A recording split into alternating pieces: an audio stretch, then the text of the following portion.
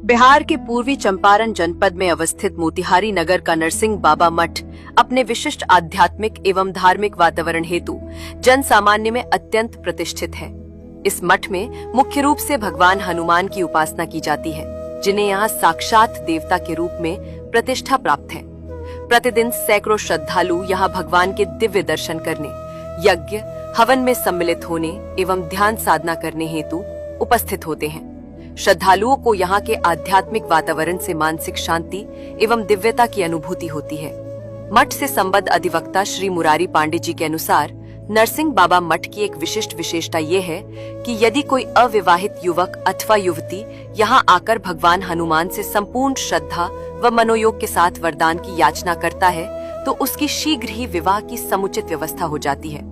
मठ के संस्थापक नरसिंह मिश्र, जिन्हें श्रद्धा पूर्वक नरसिंह बाबा कहा जाता है, मूलतः चकिया ग्राम, जिला पूर्वी चंपारण के निवासी थे। वे ब्रिटिश काल में मोतिहारी के ओल्ड कोर्ट परिसर स्थित कोषागार ट्रेजरी ऑफिस में सुरक्षा प्रहरी गार्ड के पद पर कार्यरत थे, किंतु उनका हृदय सदा चिंतन और भक्ति में रत रहता था।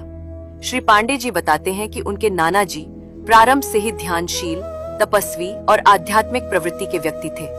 अपनी नौकरी के कालखंड में ही उन्होंने इस मठ की स्थापना की थी। बाबा के सहकर्मी उनकी भक्ति निष्ठा से विचलित होकर बारंबार उनकी शिकायत किया करते थे, तथापि प्रत्येक जांच में वे निर्दोष एवं कर्मनिष्ठ ही सिद्ध होते रहे। एक दिन की घटना उल्लेखनीय है। बाबा कार्यालय में उपस्थित हुए ही थे कि उन्हें अरेराज क्षेत्र में हो रहे अष्टयाम सतत कीर्तन का समाचार मिला। वे तत्क्षण वहां हेतु प्रस्थान कर गए। सहकर्मियों ने अधिकारी से शिकायत कर दी कि बाबा कार्यस्थल पर अनुपस्थित है और अष्टयाम में सम्मिलित है। अंग्रेज अधिकारी ने स्वयं अरेराज पहुंचकर देखा तो पाया कि बाबा वहां भजन कीर्तन में लीन है, किंतु जब वह पुनः कार्यालय लौटे तो आश्चर्यचकित रह गए, क्योंकि बाबा उन्हें कार्यरत स्थिति में वहां भी दिखे। इस रहस्यमयी स्थिति को देखकर अधिकारी किन कर्तव्य विमूढ़ रह गया कि एक व्यक्ति दो स्थानों पर एक साथ कैसे उपस्थित हो सकता है।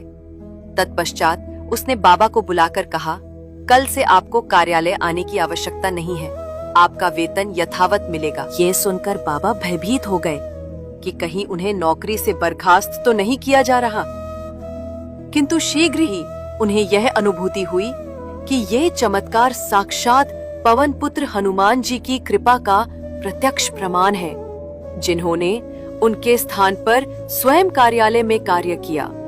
इस दिव्य अनुभव के उपरांत बाबा ने स्वेच्छा से न केवल नौकरी का परित्याग किया, बल्कि गृह त्याग कर पूर्ण रूप से ईश्वर सेवा में समर्पित